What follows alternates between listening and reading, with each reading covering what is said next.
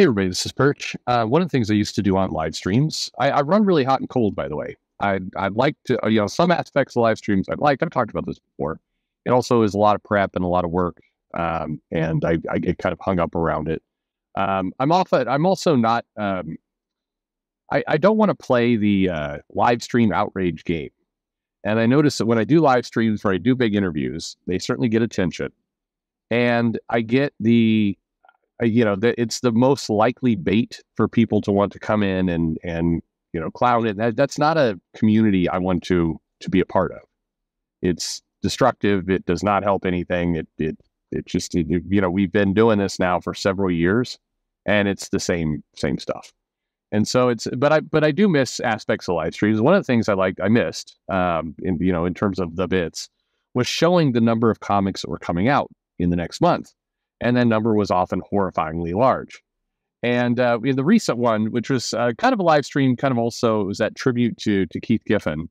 So a huge thank you to Joe Casey and Joe Corallo for being part of that. That was a really nice thing that happened.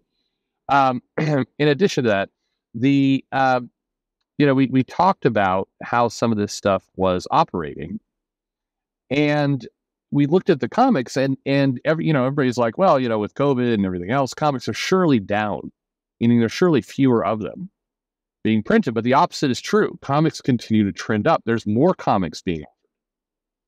Now, granted, this is volume of comics. It's not units sold. And the overall sales of these books, as now everyone is admitting publicly, is down. And so we're getting more books with fewer of them being sold. And kind of the scary part to me is that I think the comics industry, the publishers, are acclimating to themselves to the idea that breadth, not depth, is going to be the way forward, meaning you put a book out. And by the way, for what it's worth, if we're going to take kind of a real negative view of this, the crowdfunded books also contribute to this. So, on one hand, it's a good thing. And I do believe it's a good thing. Anyone can make a comic. It's much easier to make a comic. If you have a dream of making a comic, it's really on you that you haven't done it yet, because it's dead simple to do it. But what isn't simple is getting sales. And even a lot of the successful campaigns, if you look at them, the ones that are making hundreds of thousands of dollars, a lot of that money is augmented by things not the comic. Meaning variant covers, meaning toys, meaning, other kind of special perks. And when you look at the backers, the actual number of backers, it's not increased. That pool is not increasing. By the way, this isn't a video to pick on crowdfunding, but it's all telling somewhat of the same story, which is this industry is acclimating itself to width, to breadth, not depth. Meaning lots of comics being produced, but not a lot of volume being sold. And, I've had this conversation with a few people, and one of the answers I got back was, well, why is that a bad thing? Well, it's a bad thing because when you have, let's say an average of 20 books being sold per comic, that's much harder than that, of course. But when we have something like that, it means that we're really playing in a very niche industry. We're not playing in the mainstream. And comics do need the mainstream in order to attract, high quality talent, increased pay, all the things that occurred at various times in comics history. One of the main differences, and I think this is a really critical point, is that when we had the comics collapse in the 70s and we had it in the 90s, and we've had comics, we were on with Chaikin, and he said, comics have been dying since the 40s.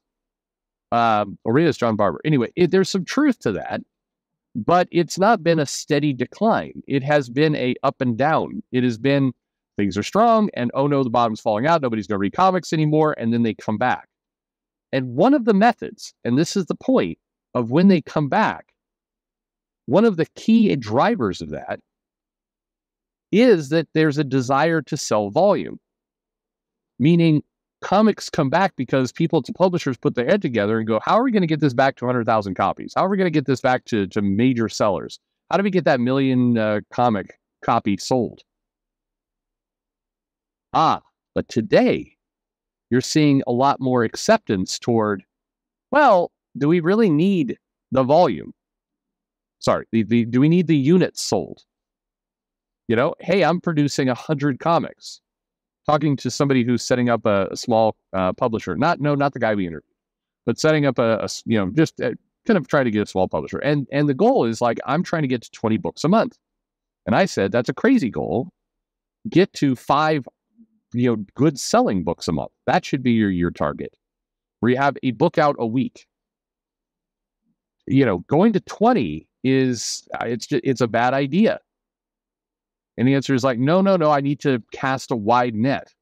And my answer is, no, you do not. And if you look at the recovery in the 90s and the 70s and other eras of comics, the recovery came from, hey, let's push volume.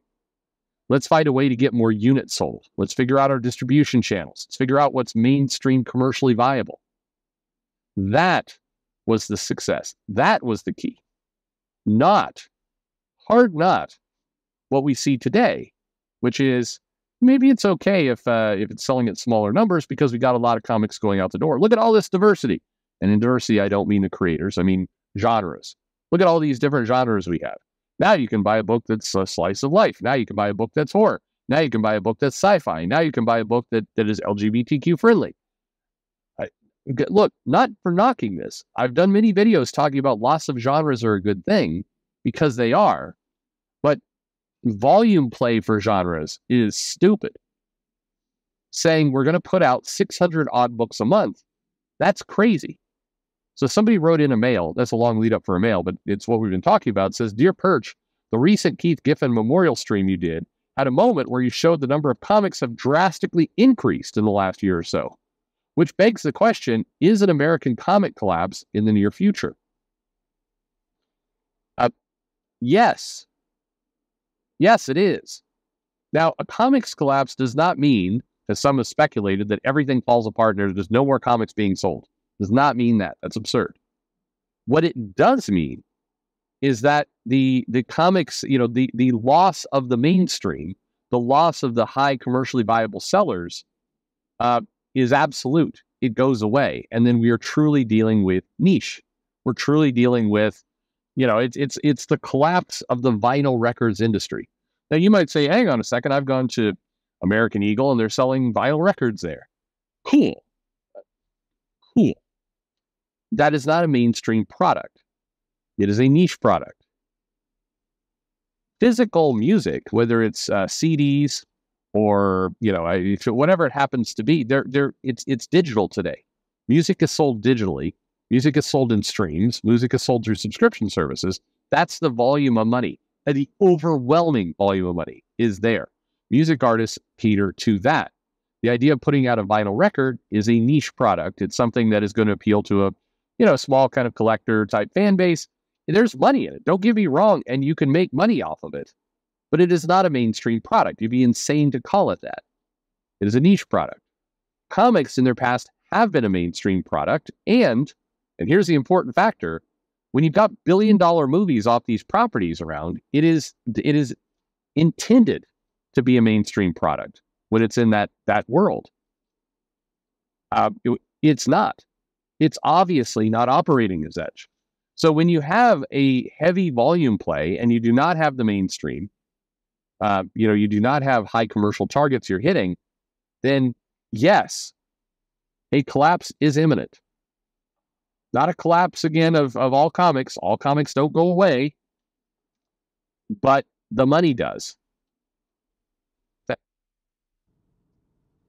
All right, let's finish off this mail. It says, Marvel is slowly raising all their prices to $5 for a normal issue, which is going to get people to buy less comics from Marvel because of the principle of the thing.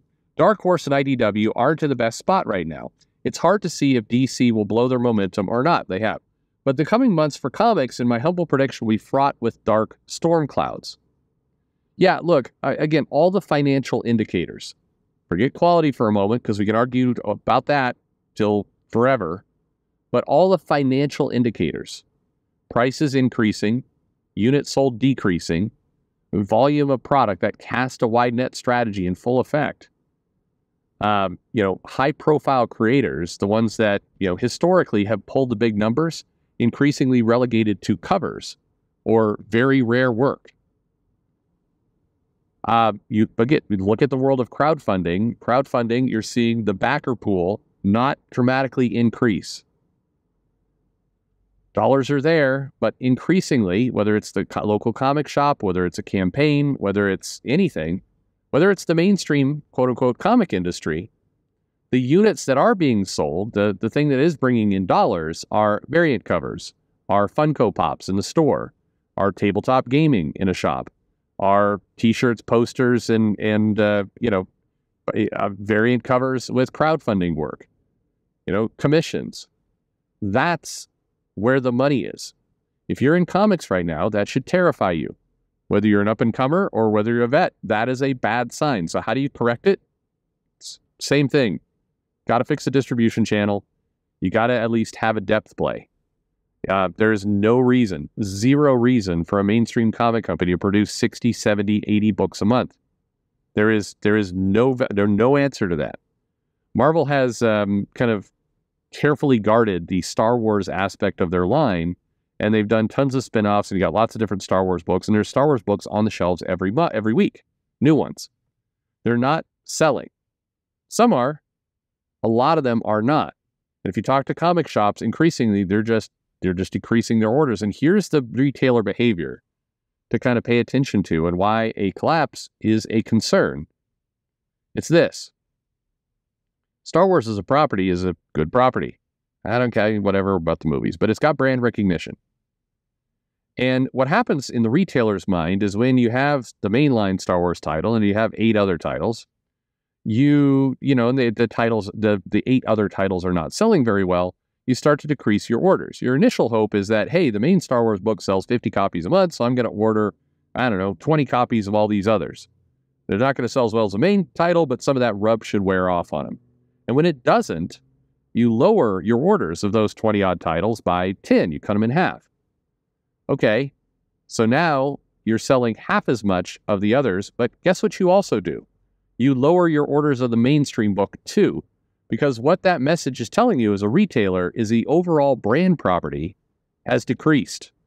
So rather than ordering 50 copies of the main Star Wars book, you now order 40, and you lower your orders on all the spin-offs to 10. And the net effect of that, if there's, say, 5 spin-offs, is 50 less units being sold, plus the 10 from your mainline book, 60. So you've hurt. And as these numbers drop, and as we get kind of more launches, more reboots, more limited series, increasingly it's a race to the bottom. I've talked to a lot of retailers lately. Their orders for Star Wars are half of what they were 4 years ago. Half. So, in effect, if you're running a business, it would be like saying that half of your profit has disappeared. Now, as a editor and kind of line manager in a company, you're like, well, we need to make up that money somehow. How do we make up this drop? Well, let's take the book from $3.99 to $4.99. Okay, an extra $1 of margin. That will bring some of the dollars back, even if the units aren't being sold. Okay, again, sounds great. But now you've got a little bit more atrophy that's going to happen from your customer base because they don't want to pay $5 for your book. So now, instead of ordering 40 books, you're ordering 30. And you see this cumulative effect until you get what you see if you go to a Target and you go to the very back by the video games and you see a bunch of action figures there. And these action figures are designed for older people, not for kids. A bunch of kind of movie memorabilia, you've got kind of retro G.I. Joe characters and other things. And you're like, oh, yeah. I mean, I remember picking up, one of these G.I. Joe toys. I'm like, oh, man, I remember buying it like this. And the package even looks kind of the same as when I was a kid. And then, but the price tag is $20. I'm like, fuck, I'm not going to pay $20 for that. I put it back. The play for those toys is not the $2.99 that it used to be when I was, a child.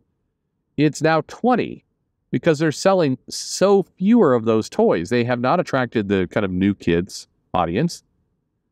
They now have to sell at that higher number because they're selling far fewer of them. And that's a niche business. And that's, in effect, where comics are headed. And that, almost by definition, is a collapse. So, yeah, it's a problem. By the way, if you want to do a little contrast, head down the Lego aisle. The Lego aisle has not only, more or less kept their prices intact, for 30 years. I remember, you buy, when you get kind of your corporate job and you're going in there consulting, you need that personality piece on your desk. So I'm like, buy some little Lego thing that could be there. And it's like $50 for this, tiny box. Christ. And, my daughters are really into Legos. So they somehow figured out how to, attract the younger audience just fine. So, my daughters come in and they want to buy Legos. And guess what? Those small boxes, still $50. Bigger boxes, $100. Lego is absolutely capturing mainstream. They're holding their price. In many cases, they're able to come out with bigger sets that are even, higher priced for the big collectors. But that's an example of a business that's just clocking along, getting new people coming in, no problem staying mainstream. Whereas what we see with comics is a race increasingly to the bottom. Now, so again, it's not going to disappear, but the norm is going to become like the G.I. Joe toy, $20 books. I can make this prediction for you, and it's a grim and terrible one. In 5 years, 10 years, by the time we get to 2030, let's say I'll be dead by then, but when you get to 2030, you're going to go into a local comic shop, and a majority of Marvel books are going to be $9.99. They're going to be $10 on that shelf. Because I think we're about to go through a more major price jump over the next 5 to 6 years. And you're just going to, and we will see, by the way, the volume goes down because the publisher just won't be able to afford to play. But that's not the comic industry I want. Now, you'll notice throughout this entire video, we didn't talk about quality. We didn't talk about the stories inside the art, any of that. Because this mechanism, this is economics. More than anything, these are just economics of running a business. The quality absolutely plays into all this, but in order to reverse this trend, you got to pull a lot of levers, and a lot of them are economical levers.